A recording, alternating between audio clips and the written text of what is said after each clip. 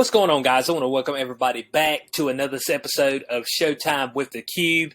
It's me, your host, XQ420. I'm with my co-host, Corey Hughes. Corey, how you doing today? I am excellent, my friend. Forgive my apartment in shambles behind me. I'm packing up because I'm moving in about a week. So just move along. Nothing to see here. Yeah, I know. Yeah. Corey is actually staying in a place that he paid for. Okay, it's not it's not like some building he just parked in until they can get a better residence. So today, Corey, we're gonna be reviewing Samaritan. Spoilers, okay. Now I need to let everybody know. Okay, when you watch us, there's gonna be spoilers. I don't know what a spoilers-free review is. Do you know what one of those are? I don't even know how to do one. No, I have no idea because you're reviewing it, right? Which means it's happened in the past. So yeah, and it's streaming. So everybody should go watch it. I'm going to have some positive things to say about it. I'm very surprised because Stallone is, in my opinion, past his prime, and I really didn't want to see another goddamn Rocky movie or another Rambo movie. That's pretty much my standard for Stallone. Adrian, right? So I don't need that from a 75-year-old man. This role in Samaritan, I went into it somewhat open-minded but skeptical, and I enjoyed it. I did not have any issues with the movie, and the plot was solid. Everything about it I don't want that hour and a half of my life back, which I normally do from watching modern entertainment. So, yes, let us begin. Yeah. So, if you didn't know, of course, Corey broke the news to you. Starring Sylvester Stallone, the other co-stars, Javon Warner Walton. I don't know. That's the kid, right? Yeah, that's the kid as Sam, and then Palu Asbeck, and that's the main villain. The main villain. I guess you could say he's the villain. Yeah, somewhat. I've seen him in something else before, but he's one of those guys where you've seen around, but you don't know his name, right? So, and he's always a bad guy. Okay, like every single time, he's always a bad guy. He just looks. Look on his face, that scowl. Yeah, exactly. It's like, oh yeah, there goes the villain right there. So without a shadow of a doubt. So what we're going to do, as we always like to do, we're going to go ahead and we're going to show the trailer, just to give a little bit of a precursor so everybody sees what we got going on, and we're going to go ahead and let that thing roll out right now. Wait up! What do you do with all this junk? Keep me busy. Another long night of crime and violence. Some say it's only a matter of time before the city implodes.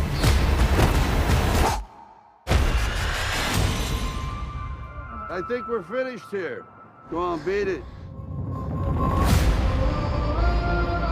I found him. Samaritan. Samaritan died 25 years ago. That's what they say. You think you live across from a superhero? Do you have a therapist, kid? Good. Samaritan's dead. I pick up garbage for a living, pal. Samaritan cleaned up the streets. You mind your business, I'll mind mine. I don't believe you!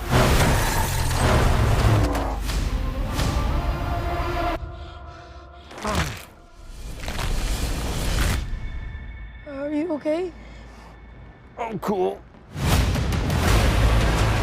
How strong are you? Not as strong as I once was. Things start to fall apart when you stop carrying. And I stopped carrying a long time ago. How come you hate who you are? For some people, it's too late to change the damage they've done. He's hiding something. I want him dead. Really?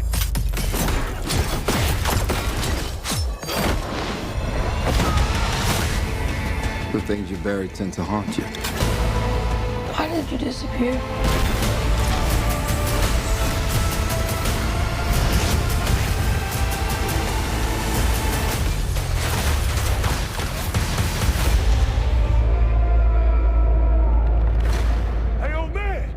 Try this.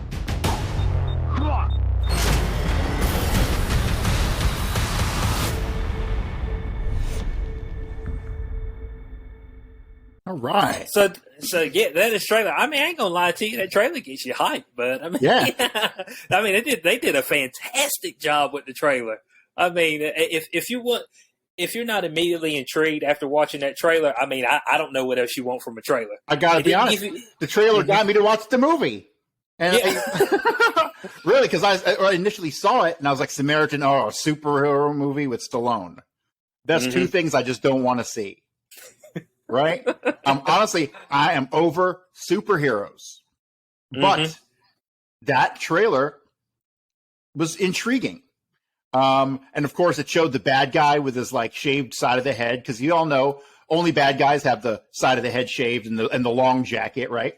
With the tattoo on the side of the head as well. Right. You got to have the tattoo as well. That was one thing I really liked about this movie, was that there were dozens of movie tropes in the film that were done very well, right? So like we just talked about, the villain with the shaved head, you've got ultimately the hero of the movie is like down on his luck, doesn't really care about being a hero.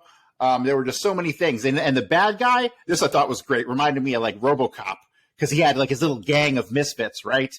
And then it pulled on some tropes from like John Wick, where all of a sudden he's got 50 dudes with machine guns coming to back him up, right? And there you go. and the way they did it, they just did it in such a manner that I didn't want to fucking throw up right away. And so I was excited to see things that were familiar, because that's the whole thing with tropes. They're familiar and people like them. And this was written very well. I mean, the story is not the most original story in the world. It had a bunch of twists and turns in it, not the most original twists and turns, but just the way it was put together, it was quality done. This is the kind of film that could have actually been in a movie theater, if you ask me. No doubt. Well, this is entertainment, guys. This is what we're talking about. When you make a movie and the whole premise of it is to entertain you, not to come with some type of ideology of these times or something like that, but to entertain. And that's exactly what this movie did from the beginning. Now, I love the beginning of the movie, how they did the backstory. You find out there's two brothers, okay? There's two brothers. Both of them have powers, all right? It didn't go into detail of what their powers are. You just know they're super strong. It goes through your normal, I would say, ideology as far as the townspeople find out what they are, that they have these powers. And we all know as humans, we don't like things that we don't understand. They go and try to kill the brothers, but what they end up doing is killing their two parents. The two brothers make it out of the fire alive. One of them becomes Samaritan, and the other one becomes Nemesis. Now, I loved how they did this at the beginning, because they actually did it in like a cartoon way. And I thought the way that they introduced these characters, it wasn't too long, but it gave you all the backstory you needed on them. What you think about that? Yeah, no, that was perfect. And here's another thing I really appreciated. They didn't try to give you some BS backstory explanation about how he has his powers. They didn't try to go into his history as how he was such a hero. They didn't give you a single example of anything. I mean, they start with Samaritan fighting Nemesis, and Nemesis falling off the ledge into the fire, right? So that is... Wait. Or was that later on? That's later on, but what you actually see is that the supposed thing is that both of them perished in the fire. The building exploded, and both of them perished in the fire. As we see shortly into the film, we see that both of their masks is in lockup at the police station, as well as the hammer in it. And it gives you the introduction to the actual hammer that Nemesis made from all his hatred for what Samaritan was doing for the city, because Nemesis hated the city. All right. Now, these are two twin brothers. Nemesis hated the city for what they did to their parents. Samaritan have forgiven the city and was actually trying to do things to change it and make it better, to fight crime. But Nemesis wanted to destroy the city. So you get that groundwork. Two brothers, two born brothers. It's almost like a Cain and Abel. If we want to get biblical, almost like a Cain and Abel. Yeah, and I thought that was great, because once you start explaining the backstory, you just open yourself up for points of attack. You open yourself up for contradictions and flaws. And really, if you're gonna have a film where the backstory is told through flashbacks, and there was a couple throughout the film, you can't spend a lot of time on it, right? They didn't waste our time. They didn't insult our intelligence. They kind of assumed that we understand superhero backstories, right? Right. And they gave us just enough to know which kind of pool they picked from to design the characters. And I thought that one thing you'll always hear me either complain about or praise, and not much to praise lately, but the character development to me is extremely important. And right. I mean, if the writers are on point, you can do a full character development backstory in like one scene in like a minute, if you're good at what you do, right? Right. And so they spent probably a solid 20 to 30 minutes really developing the character, intermingled with like showing what the bad guy in the film was doing and showing his current, not his backstory, but his current story, right? So yeah, I really appreciated the way that it was put together in the character development aspects. And, another trope that they used, it was a kid with a single mom, right? Right. How many times have we seen that? Yeah, that's all the time. And of course, the mom's flat broke, as always. As always. What I'm saying? Flat broke, can't make the rent. You know what I'm saying? But that's fair enough. But they actually use the kid well. The kid is not, he's not overbearing. He's not corny. Like it seems like, okay, this needs to be, and they didn't also make the kid where he was some type of hero. Like he was in danger the whole time. Right. And there was a familiarity to his character. There was a familiarity. Like I felt like I empathized with him right from the beginning, right? So he starts to get caught up with these kind of lower level associates of the main bad guy in the beginning. Yeah, right? criminals pretty much. Right. And the way, what they did by showing that, they developed even more of the kid's backstory by showing that he just needed to have some friends, needed to be part of something, needed some kind of attention outside of just going to school and going home to his mom every day, right? He wanted male attention. Male attention was the main thing. That's exactly it. And yeah, I didn't even catch that perspective until you just said it, but you're totally right. You're completely right. And the greatest thing about this movie is like it wasn't woke at all. It really just wasn't woke. Not in the least bit. It didn't care about anything except keeping you entertained and telling you a story. And they succeeded. So I don't know how much we are going to spoil anything, but I do want to just say to the audience, we're going to spoil a lot. We're going to look. Okay, we're going to go through this movie, and we're going to spoil a lot now. We can go balls deep in this thing. So if you don't want to know what happens, we're going to have to tell you right here.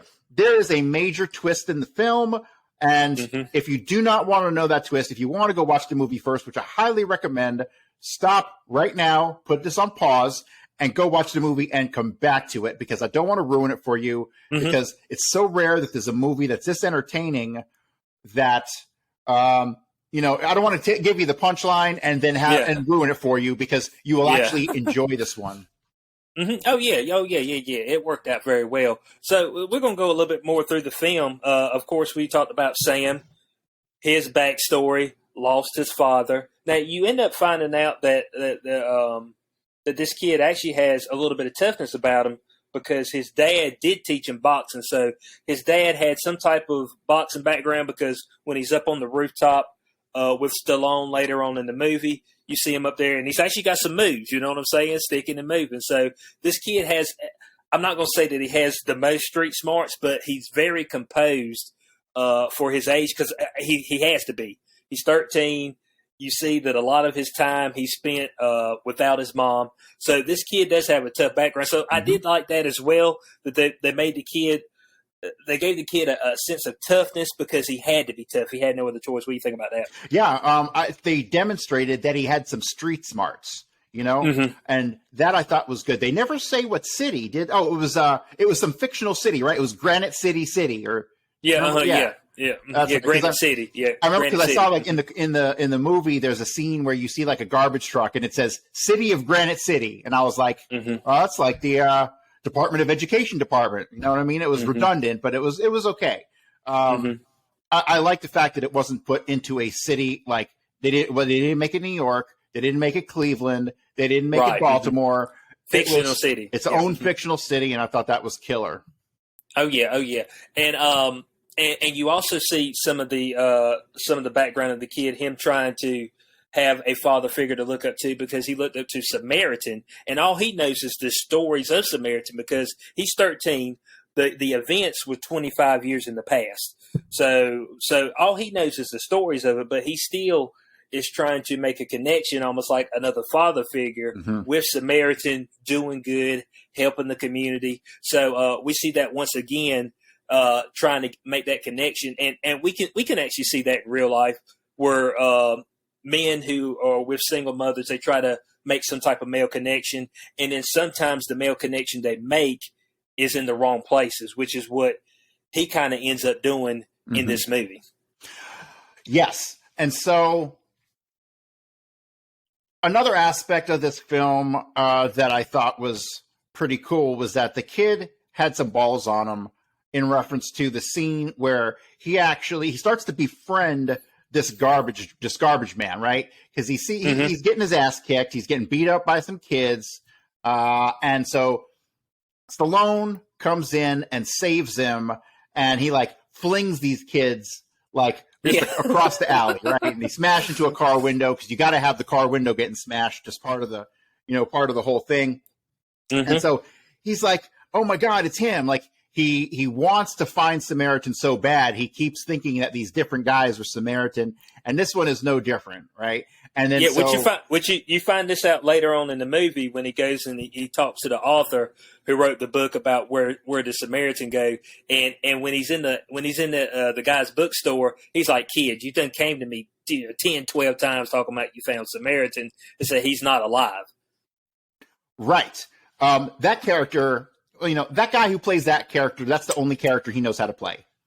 It was the teacher in Spider-Man, and he's been in a couple other things, but that's his character. He doesn't know how to do anything else. He's just deadpan like this, and he's got the beard, and but it was perfect for what it was. It was almost like, I don't know. It reminded me of the old dude in Gremlins for some reason. You remember Gremlins? Yeah. Right. So it reminded me of that old guy, the attitudes that he had. But the kid, you can tell that he's longing for some kind of connection with somebody, and he wants his idea that this guy Stallone is actually Samaritan. And so he talks to the author. The author's like, "No, it's not him." And then he breaks into Samaritan's house. I'm calling him Samaritan. He breaks into Stallone's house, and he steals a scrapbook from him. And the scrapbook is all Samaritan stuff, right? So he's like, "I knew I found him." And Stallone comes and gets the scrapbook back, and he's like, "Well, why do you have all that Samaritan stuff?" He's like, "Well, I'm a fan too." Obviously, it was not believable to the kid, and so, and then eventually, probably in the first half hour of the movie, Stallone is crossing the street, and the tough kids who were beating up on, what's the kid's name? I forget.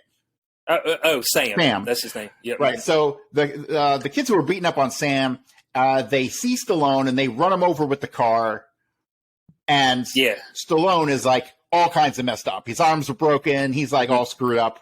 And now Corey, we got to say something now. But before all this happened, of course, Sam had actually got intertwined with the criminal organization ran by Cyrus. That's Cyrus. The quote unquote. That's okay. So we're going to talk about this, but that's the quote unquote antagonist of the movie. Let's just say that's the quote unquote antagonist of the movie. But he had got intertwined with them. Cyrus had gave the kid some extra money. They had went and tried to rob a store of the lottery. Scratch off lottery tickets, and so Sam was the actual decoy, had hot sauce on his head as if he was hurt, the guy runs outside, hey, what are you doing? And then they run out with the with the lottery scratch offs. And when they come back to Cyrus's establishment, they open it up. It was potato chips. I thought that was a hilarious moment right there. Yeah. But Cyrus seen the kid have balls, so he gave him what did he give him, $10, and then he gave him a couple $100. Right. And they ended up paying their rent for the month because they were locked out. Yeah. So So we see right out the gate that he actually has connections on both sides of the spectrum with our quote unquote protagonist and our antagonist early on in the movie. And so it kind of gives you a little which way is he going to go? Right. But I didn't think they harped too much on the inner conflict that he had. Mm-hmm. Right. It was very smooth in how they did it, but they didn't really spend a lot of time with him like agonizing over if he wants to be a good guy or a bad guy. There might have been a couple little moments here and there, but in reference to Cyrus, the mother knew who he was. He was like notorious in the neighborhood, and that reminded me of Show Enough from The Last Dragon. You remember that? Show Enough. Great movie. I grew up in the 80s. I grew up on that film, and Cyrus was kind of felt a lot like Show Enough, right? So I thought that was killer. It was like comforting and comfortable.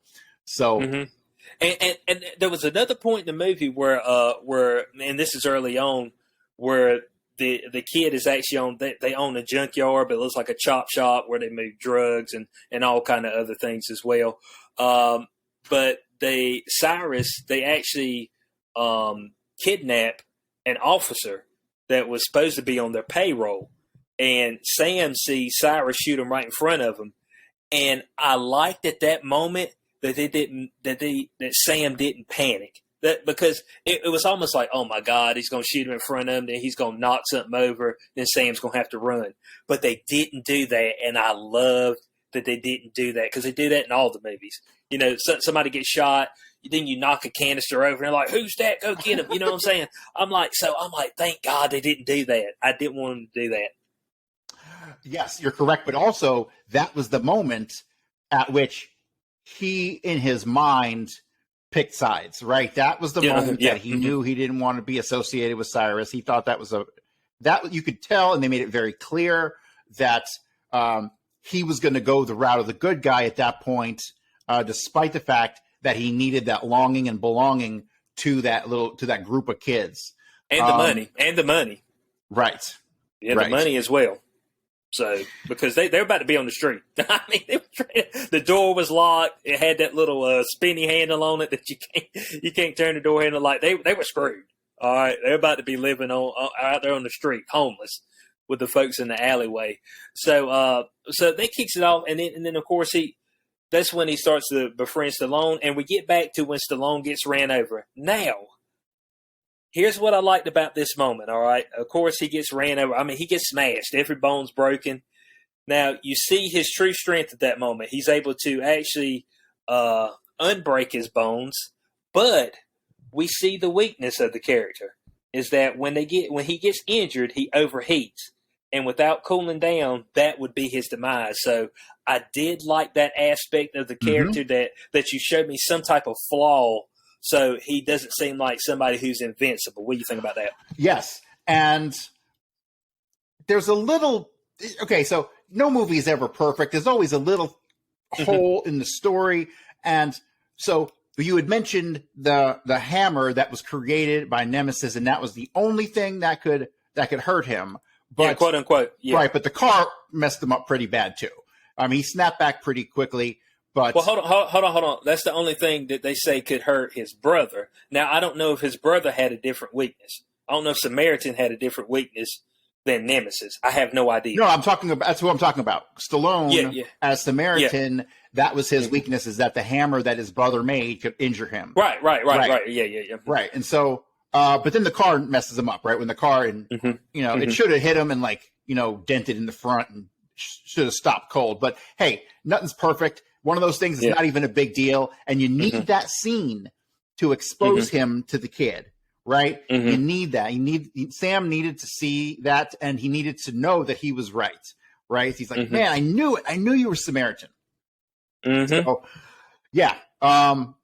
It played out really well. but I like that because that's something different than I've seen in any other superhero movie as far as a weakness. Mhm. Usually there's some type of object or something like that they have to use. But we see that he can't take punishment forever. So I did like that aspect of it's like, okay, well, he can take some punishment, but if he gets too injured, then there's consequences for becoming too injured. Right. And it was very specific, and it hinted at some sort of biomolecular fusion, something going on there, right? They never tell you what his backstory is. He had to speculate here, he had to be involved in some sort of experimentation, or maybe their father was involved in some sort of experimentation and then gave birth to the twins. We don't know. We don't know any of this. And it was great that we didn't know, right? I thought that was phenomenal. And it gives you a bit of foreshadowing for later on in the movie. That's actually foreshadowing at that moment. Right, because there's going to be a scene where that becomes an issue, right? Right. Yep. But I thought that by not giving any backstory, they really left the film open for potential sequels or prequels or other storylines involving him where they could, or even like a cartoon, like the intro. I could even see like a couple shorts popping up on YouTube or something. Or I mean, there's a lot they could do with this. And it was handled, the character development and the lack of concrete information on his past was just a perfect formula. So yeah, he's almost anonymous.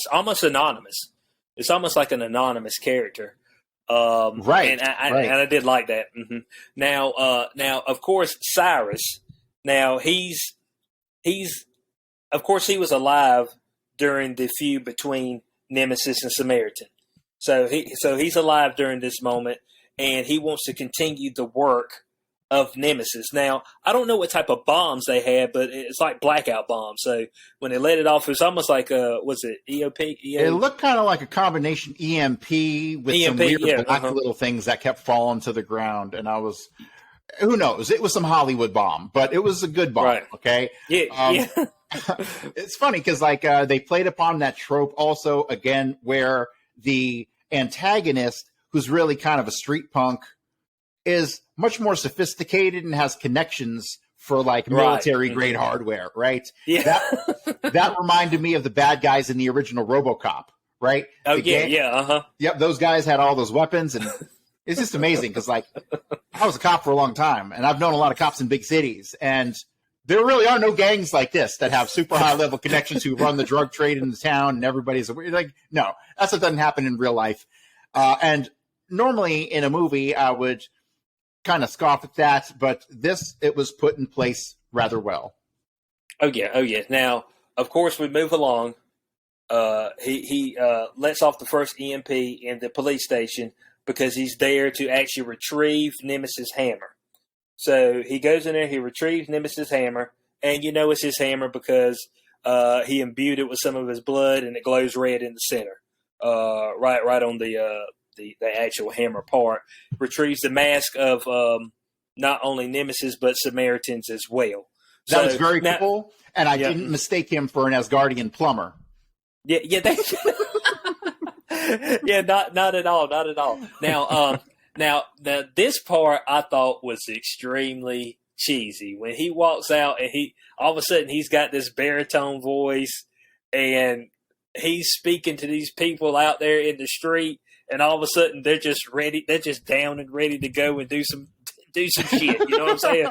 Yeah, we're ready to kill, rape, and pillage. I mean, it was just ready. I was like, yeah, the gathering of the anonymous crowd to your cause while buildings are burning. We've seen that before, and everything in this movie we've seen before, which is why I'm so surprised that I liked it so much.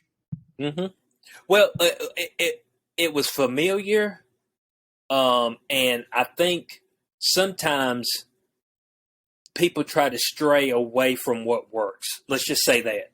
People try to stray away from what works. I always send this back to some of the most famous bands that made a lot of money. Nickelback, Breaking Benjamin, all their songs sound the same. Yeah. But they know what works, Mm-hmm. it's catchy, Mm-hmm. and people buy it. So Yep. it's just like, okay, let me keep these concepts simple for people, and then let me make it entertaining movie. I mean, Yep. you know what I'm saying? Have me some action, have a little bit of drama, and then hey, everybody will like it. And that's pretty much. I love that they stuck with stuff that we knew, gave it a little bit of a twist here and there. So I did love that about this movie. Yes.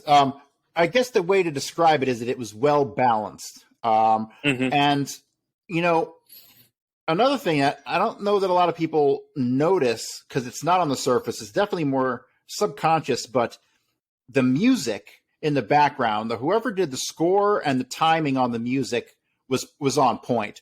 The music drove the emotion of the film, I thought, quite a lot.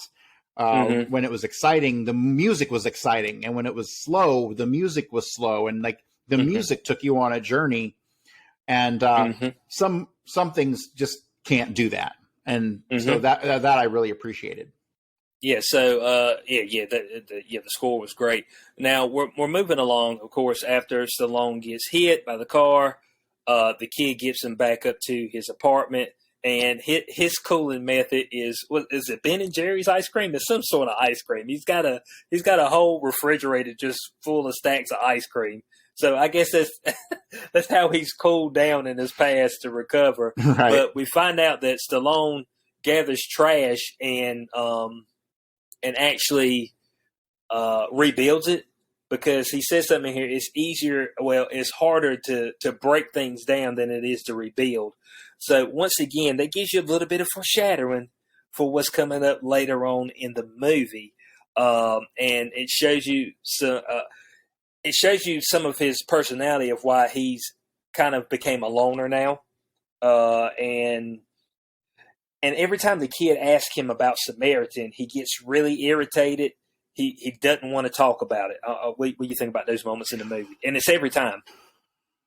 Yes. And there was definitely some foreshadowing there.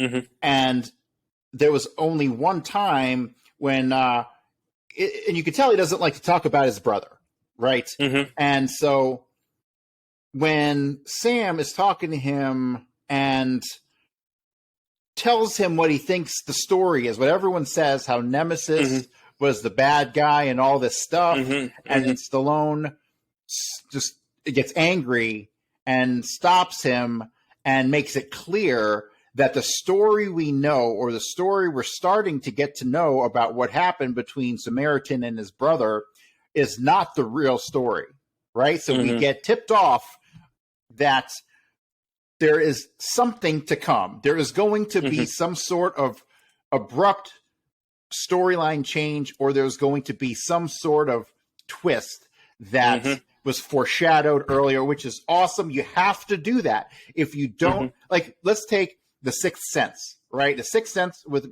Bruce Willis, Shyamalan. Yeah. When you go back and rewatch that movie, you realize they're telling you the whole movie what the deal is, right? And you missed it every time. And then the twist hits you. They didn't do that in this movie, but they did give you that one scene where they let you know. Hints. They gave you that one scene that basically told you something is coming that you need to look forward to, because we haven't gotten the whole story yet. Yeah, exactly. So we move from there. Of course, Cyrus is on his rampage. He's got he's going to black out the whole city. Now, it doesn't really say why he wants to black out the whole city. I guess just to steal shit. I mean, that's what it looked like to me. I mean, it was like, yeah, my plan's coming to fruition. It's like, I'm going to black out the city so I can steal a TV. It's like, okay. And they end up seeing Stallone again. And they're like, dude, that's the guy we ran over. And my man's like, hey, there ain't no way in hell that dude's still alive. Look at the car. And they still got the car in the shop. And so I thought this was a hilarious point of the movie, is when they busted up in Stallone's house with the guns and they just proceed to shoot everything. I'm like, y'all didn't even see anything. But I'm talking about, there's 4 guys that just unloading gunshots into this room. I'm like, what are they doing?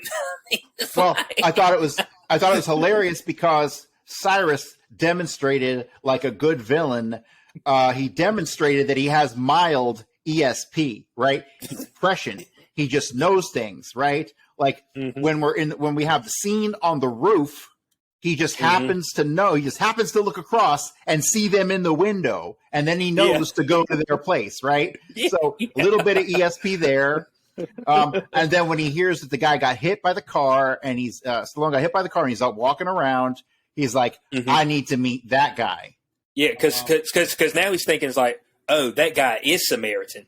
That's exactly what pops in his mind. Everybody thinks Samaritan Day is, oh, well, that guy is Samaritan because he's walking around after he got hit by a car. Now they had the goons follow Sylvester Stallone in the dark alley, which I don't know what they thought they were going to accomplish there, but I thought it was a great fight scene right there. And I thought Stallone actually did very well to be 75, to be an old man. I'm like, you can still move. Unless it's a double. I mean, it has to be a double, but just the fact that the guy's still alive and making movies, and you know, he's old and he's beat up, and when they show him with his shirt off, his back is burned because it got burned when he was in the fire, but he looked haggard. He looked like a guy who life just had beat down, and honestly, it kind of fit for an old man. But I mean, realistically, he doesn't look 75. No, he doesn't look a day over 65. All right, maybe even younger. So, I did like when the kid asked him, he's like, what can you do? He said, I'm still pretty strong. He said, I used to be able to jump over 10 cars, but now I can only jump over 9. So I'm a car short, guys. I'm a car short. You know what I'm saying?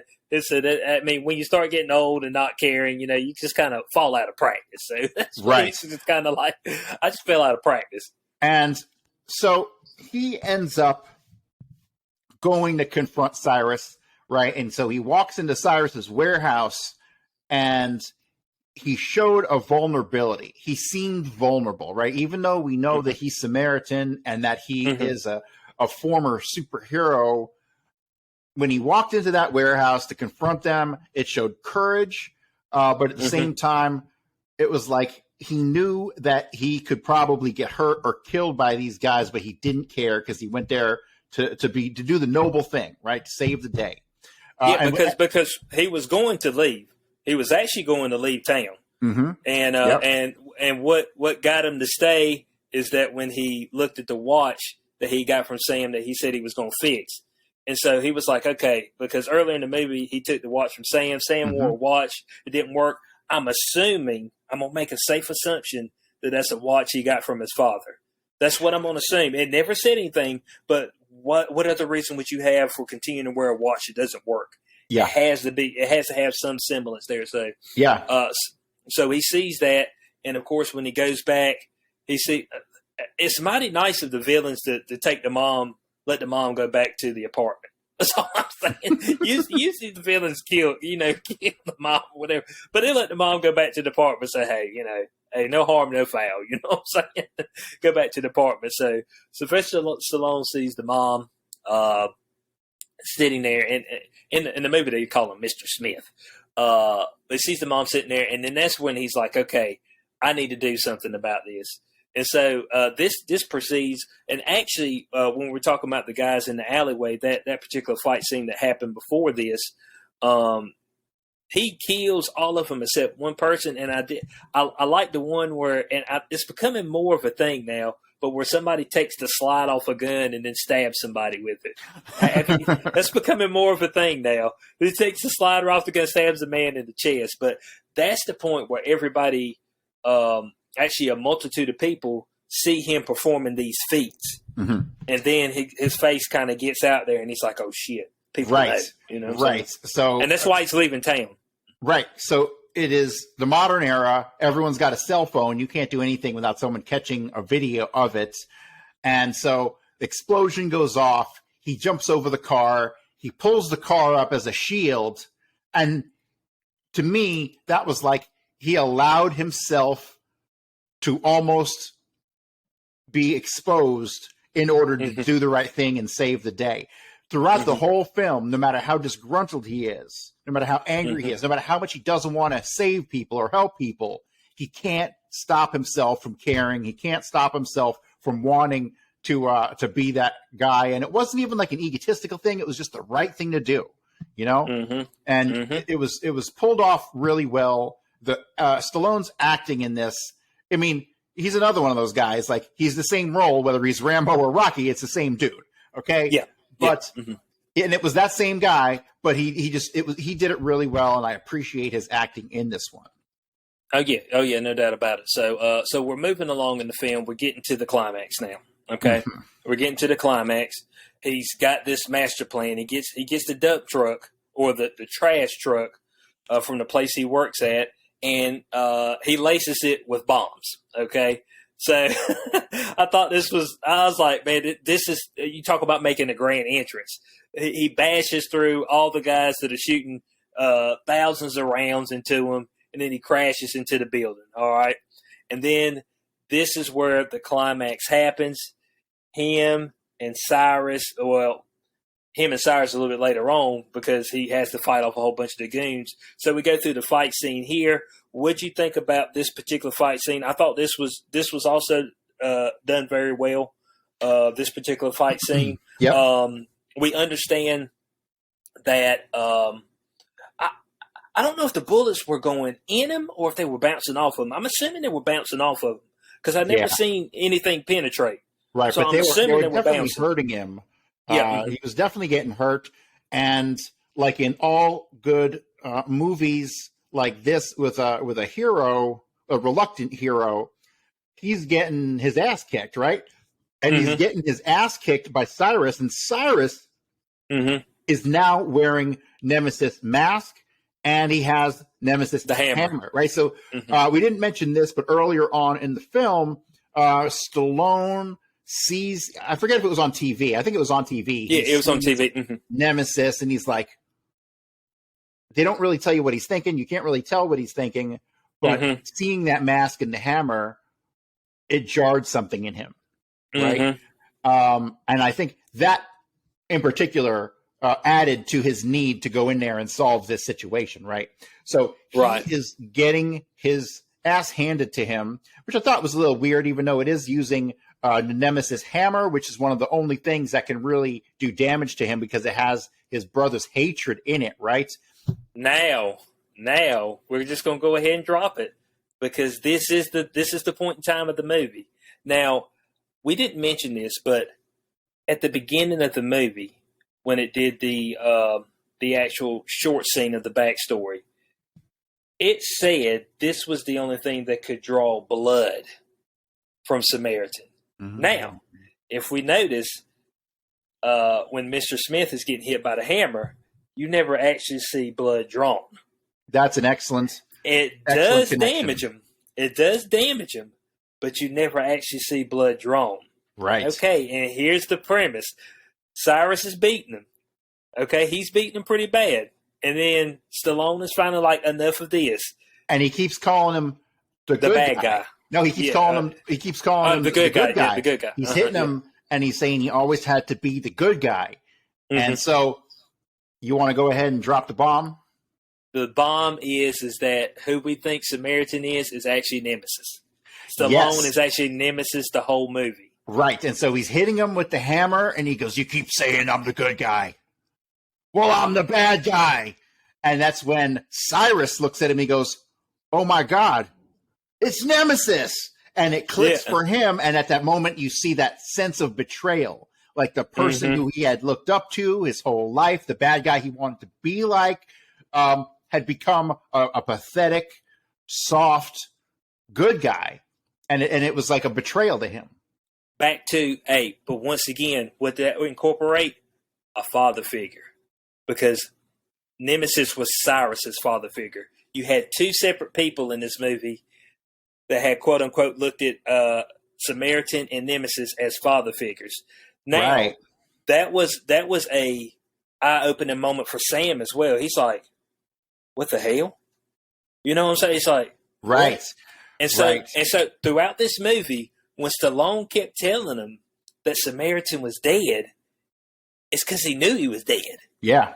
He said there's no doubt he's dead. Now, I believe there was foreshadowing because with the body overheating, I don't know if Samaritan had the same reaction to injuries.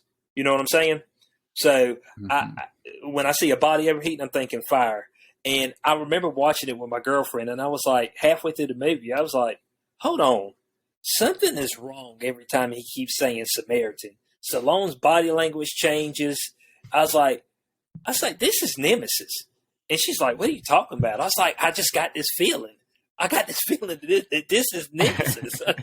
You see, like when we talked about it, you were like, yeah, I saw it coming, but I am so absolutely grateful that I didn't see that coming. I didn't see it coming. I did not even. It wasn't even a hint in the back of my mind. I mean, Nemesis is dead, and what evidence do I have to think otherwise? There was nothing. It was so subtle. Other than that one scene where Stallone is like, that's not what happened, or it was a lie, or however he put it. That was it, and that just left me with a question mark, right? So, yes, as soon as he said that, he goes, "I'm the bad guy." I was like, and I loved it. That was that one moment made this movie for me, because how often do you get fooled in movies? Not much anymore. And this one didn't get you, but it got me. And now I have to say I have a new appreciation for Stallone because of it. And so he's the bad guy. And then they Nemesis. Do a flashback scene, right? He's Nemesis. They do a flashback scene, and they show, of course, they had to have the CGI young Stallone with the beard, right? Well, they show Samaritan putting the hammer down, because the last thing you see is Samaritan with the hammer in the air, and Nemesis just sitting there, accepting his fate. But Samaritan actually throws the hammer down and walks off. But that's when he falls through and catches the ledge. Now, I rewinded this back multiple times, okay, so I can make sure that I sync, because it happens so quick, sleight of hand, that I'm like, hold on a second, what happened here? So Nemesis goes to the ledge and grabs his brother's hand, but then he takes off his mask and allows his brother to fall to his death. That is what happens. I had to go back and look at that multiple times, but when he takes his brother's mask off, he releases his brother's hand right as the other ledge breaks, and allows his brother to fall to his death. But it seemed as though he had an emotional reaction to it, and he was stopped in his tracks at that point. And like he can't believe what he just did. Right. You know what I'm saying? After his brother just showed mercy on him. Right. And no matter how much you might hate your siblings, you don't want to see them hurt or killed or anything like that. And even though they're beating the hell out of each other, I think that was the moment that changed him, right? That was the moment that changed him. So one thing I thought was a little unclear was, why did they think that it was Nemesis who died the whole time? Why didn't they make the connection? Well, they assumed that both of them died. They assumed both of them died. Yeah, that was the proclivity, because as we see in that scene, Mr. Smith, Nemesis, he throws both helmets down into the fire. He throws both of them down into the fire. Well, then, if that's the case, then how come there was always these kind of rumblings? And why did the guy write the book that Samaritan's still alive? If both of them were suspected to be dead, why was there this kind of suspicion that Samaritan had lived? You know? Yeah, there's if you want me to be honest, I think that was almost like somebody trying to make a quick buck. You know what I'm saying? Somebody trying to make a buck, and you see, and also the guy who wrote the book, he was trying to follow and see if Samaritan was actually alive, but his work took him nowhere, because he had said that I've been working on this 20 years and it took me nowhere. They're dead. You know what I'm saying? He's dead. So I did have to watch that scene multiple times, though, because it was just like, I was like, did he slip out of his hand, or did he let him go? And so I rewinded back multiple times, and just now, I may be wrong here, but it looks like he grabs the mask off of him, the other ledge breaks, and Nemesis releases his brother's hand to fall into the fire. Mm-hmm. That's the way I seen that. So we really don't know what happened to Samaritan. He fell. He fell, and he could have lived just like his brother did. Could have gone separate ways. And now I think they left this wide open. I don't think we're going to get a sequel, but they left it wide open for one. And I can envision a sequel where Samaritan does come back, but he's got all the anger and resentment and hatred for his brother because he let him die, right? Or at least he let him fall and he let him think that he was dead.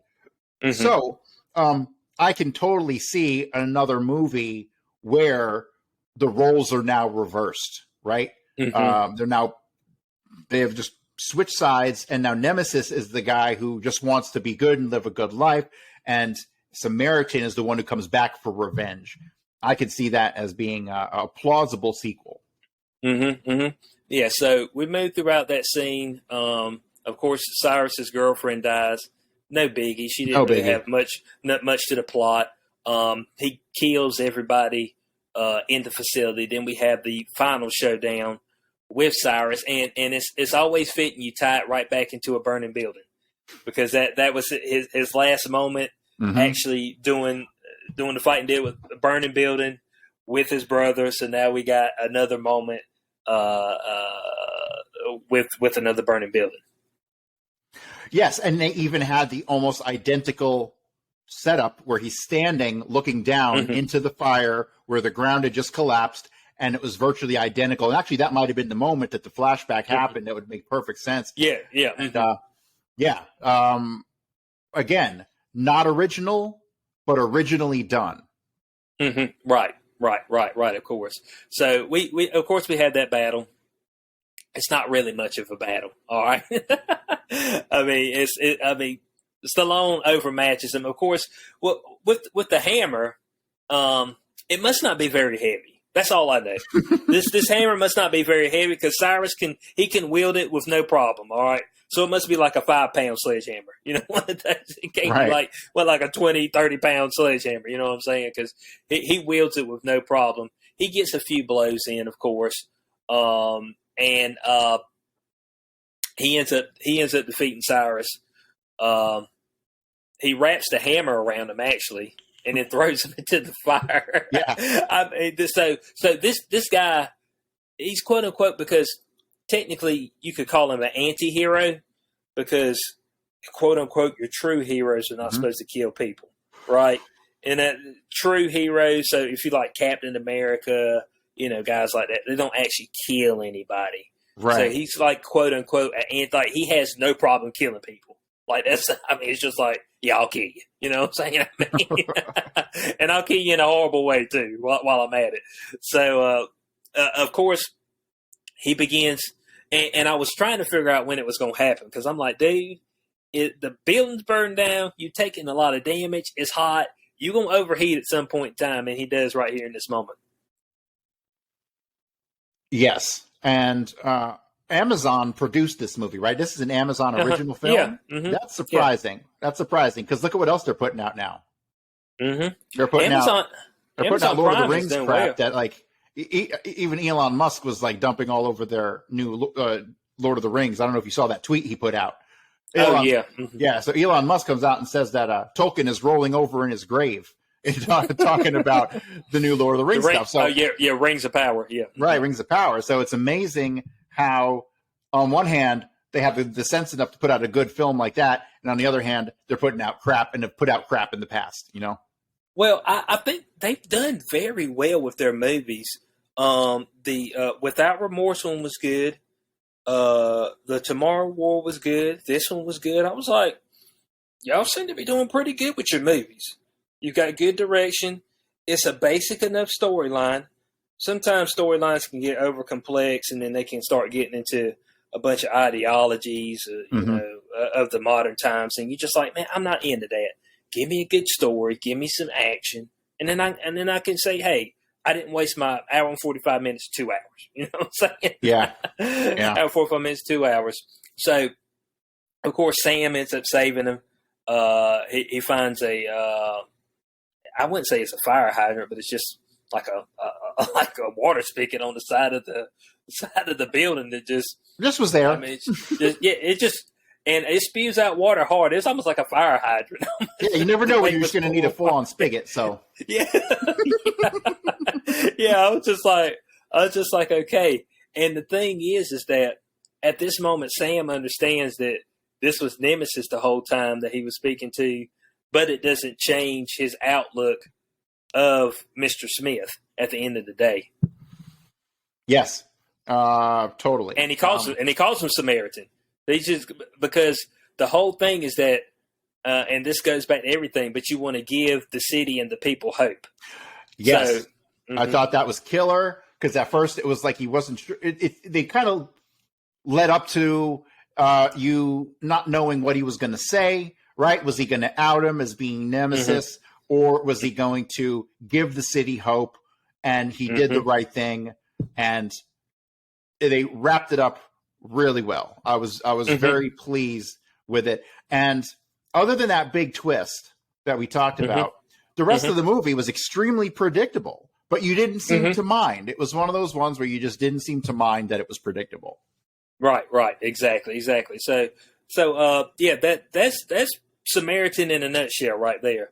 Great movie. We suggest y'all watch it. Now we're going to start talking about the ratings of this movie. Now, the Amazon rating is 4 out of 5 stars, which sounds pretty good to me. But IMDb, they had 5.8 out of 10. Corey, they had She-Hulk rated 5.7 out of 10.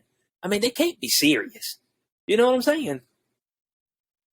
You know, I don't want to speculate on why it was so poor, but IMDb and seemingly in the recent years, Rotten Tomatoes have kind of gone over the edge. And if it's not pushing the woke political message, they kind of downgrade it, you know?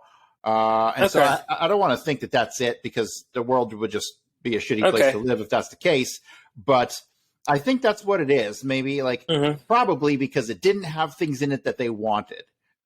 Because on its face, I mean, this movie, if it was done on like a grainy 60 millimeter film, would have gone over really well in the 1980s.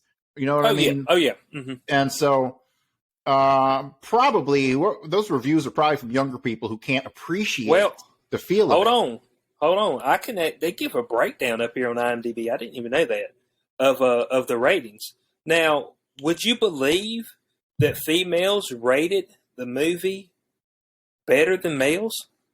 Females rated a 6 out of 10. Males on average rated it a 5.7 out of 10. That's interesting. Why do you think that is? That females enjoyed it more, and this is across all ages as well. Probably because they thought Cyrus was cute or something like that. It might have been it. They the actual, let's see. So we didn't have many under 18 actually rating the movie. Most of it is 18 and older. But the people who found the most enjoyment out of the movie was females over the age of 45. Do you think that goes back to some old Stallone, like it makes their loins frothy or something like that? Yeah. Okay. Frothy Stallone is not much of a sex symbol today. I don't know that he ever really was. I guess in real life he's really short. I mean, that guy's like 5'5" or something like that. Like, he is not a tall dude. I had an ex-girlfriend who met him once, and they were the same height, and I think she was like 5'6" or something like that. So she was shocked at how small he was. So they can do miracles with those cameras. Oh yeah, make you look huge. So that's what IMDb had it rated. Tomato meter, which is actual, like, I guess critics who get paid money, they rate it 40%. So I guess that'd be 4 out of 10. But the audience score 76%. That seems more within line what it should have been. Yeah, I got to agree with that. You know, for me, any movie to get above an 8, it's got to be a rock star movie. This was close. I give this thing, out of 10 cubes, I give this 7.5 cubes out of 10. That's where I'm at. 7.6. 7.6. Gotcha. Yeah, I gave it 7.6 cubes out of 10. Well done film. Wouldn't mind seeing a sequel of this. Right. Wouldn't mind seeing a sequel. Samaritan Never Died. He did get severely burned, though, and he comes back. Now vengeance is on his mind. Right. And can they come to some term? And what's crazy about this is that your protagonist was technically your antagonist the whole time. So you actually had two antagonists in this movie, which is kind of weird. Yeah, definitely. Overall, I have a feeling the vast majority of shows that we are going to end up reviewing here and movies we'll end up reviewing here are going to get under 5 cubes from me, right? I'm just being prescient here. But I was pleasantly surprised. And here's the thing. Even though it's only like a 7 or a 7.5, the fact that it's a 7 or 7.5, I'm excited about, right? I'm excited about a 7.5. Really right. That's really good. It's like I haven't had a date in 5 years, and now I'm going out with a fat girl. I'm excited, right? So he said, "I'm back on the board, fellas. I'm back on the board." Right. Hey, count me in. I'm back. Right. But it's not the kind of film where I would expect to see like action figures or any kind of promotion other than what they're doing internally at Amazon, Right. Great camera work. All that was phenomenal. Score phenomenal. Great character development. Not too much on the backstory. And I, once again, man, I loved the intro. The intro was my favorite. Like, the intro had me intrigued. Like, that whole introduction when they did it in cartoon format, that caught me right out the gate. Yeah. And I was like, yeah, this is something that I feel like I can get down with. Like, it started the movie so well. With that quick little glimpse into the backstory. And so I think everything here was done very well. Okay. Of course, is this a Oscar movie? No. You know what I'm saying? It's not an Oscar movie, but this is something that you can watch with all ages. I feel like. Yeah. Because it's not anything overly, there's nothing really sexual in it. Yep, no boobs. There's not a whole lot of cussing. So it's just a good movie. That's just what it is. So right. All ages, I believe, can enjoy this movie. Yeah, absolutely. Absolutely. So I hope that everybody actually who didn't see it didn't watch this until they actually did. Because if you know what's coming, you're only going to give this movie like a 4, right? Yeah. Yeah. So yeah. So I hope everybody who didn't see it stopped and went and watched the movie. And if you are still watching this and you didn't watch the movie, you got problems. All right. Yeah. Because we told you. We told you it was coming. Yeah. Right. And like, you're right. If you take the twist away, then you'd be like, it's kind of a letdown the whole time because you already know. You're just like, well, I already know what's happening here. So that's why you always want to watch the movie reviews after. So let me ask you this. Let me ask you this final question. Mm-hmm. How would you know Stallone's whole career, right? Mm-hmm. Illustrious, I guess you could call it. Mm-hmm. How would you feel about this if it was his last film? Is this a fitting last film for him if we don't see anything else from Stallone? I would be fine with this being his last film. Yeah. I don't want to see him in Creed or anything. If they do another Creed, he's going to be in it. You know what I'm saying? If they do another Creed. So can I say this is going to be his last film? Probably not. I think they're done with the Expendables. He did his last movie of Escape Plan already, which I haven't watched. I've watched the first 2, but he did his last movie of Escape Plan. Expendables is done, I believe. So if this was his last movie, I think this was a good one to end on. You know what I'm saying? Yeah. I wasn't sure if he was going to end on Rambo. You know, hopefully it's not the next to Last Blood. Rambo 17? Yeah. Next to Last Blood. It's just like, we got First Blood 2, Last Blood. Well, we thought it was Last Blood. Now next to Last Blood. You know what I'm saying? It's just like, in the last Rambo movie, man, when he over here pulled my man's heart out and all that, I'm like, we have went way over the top. We have went way over the top with Rambo. I said I didn't know he was that type of dude. But we hope that you enjoyed this. Me and Corey, if we combine our ratings to 7.5 out of 10 cubes, so that is a must watch. All right, I believe this is a must watch. You believe that, Corey? Must watch. Oh yeah. This is a must watch for sure. Yeah, definitely a must watch. So we appreciate everybody for coming around, hanging out with us. From your boy SQ420, my co-host Corey Hughes. We will catch y'all on the next review. I'm not sure. Do we got anything in store? We haven't really picked anything yet, and I have a feeling that we are going to have to do either the Lord of the Rings crap on Amazon, and I hate to say that, but everyone's already like just panning it, or the Game of Thrones prequel that is now out. Those people are actually talking about it like it's actually decent. But Game of Thrones was decent until like the last season, and then it was like the dumbest thing ever. So so there we go. I actually haven't watched Game of Thrones. I haven't either. I haven't watched that yet. Watched it. And I haven't watched the Lord of the Rings either. So and I'm wondering if I would need to watch Game of Thrones in order to watch House of Dragon. I'm not sure. You haven't seen any Game of Thrones? I haven't seen the first episode. I know about the Red Wedding. Hold on a second. So, wait a minute. Okay. You have not seen the original Game of Thrones series. I haven't seen 1 ounce of it. Oh my God. See, it's one of those things where like for fucking 5 years, it was amazing. And then it fell off a cliff. Like there was a hilarious meme that showed, it was like, it was Game of Thrones in a nutshell. And it showed a picture of a horse, right? And the front part of the horse was a photograph, right? Like a perfect photograph of a horse. And then the middle section was like this super fancy drawing of the midsection of the horse. And then the horse's back legs was like a stick figure, like drawn by a little kid, right? And like that was perfectly that summed up the series in a nutshell. It was just so I don't know. I think we should probably go with you've seen Lord of the Rings movies, right? Yes, I've seen those. And if you want me to be honest, if you want me to be 100% honest, I liked the Hobbit movies better. Really? Yeah, that's especially that last one. I thought the last one was a fitting end. I mean, it's just like, dude, like it showed you that heroes die. You know what I'm saying? Eventually comes a point in time where heroes die.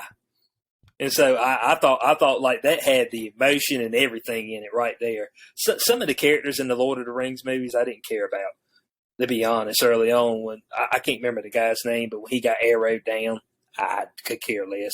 You know what I'm saying? But when God, it's been so long since I watched the movies, I can't think of the people's names. But when the one Hobbit that the elf is in love with, when she tries to save him and you think that she's going to save him and she gets knocked to the side and he gets a damn spear ran through his chest. It's just like, but this is intense and emotional because folks ain't making it out. You know what I'm saying?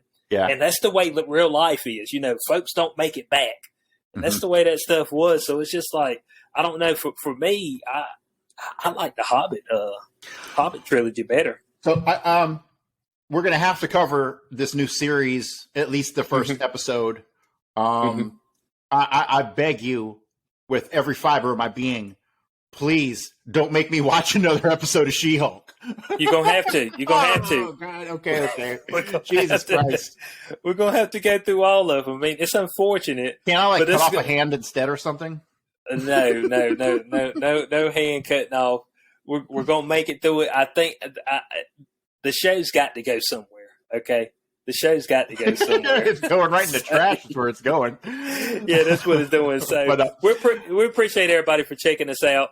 From your boy HQ420, co-host Corey Hughes. We will catch y'all on the next Showtime with the Cube.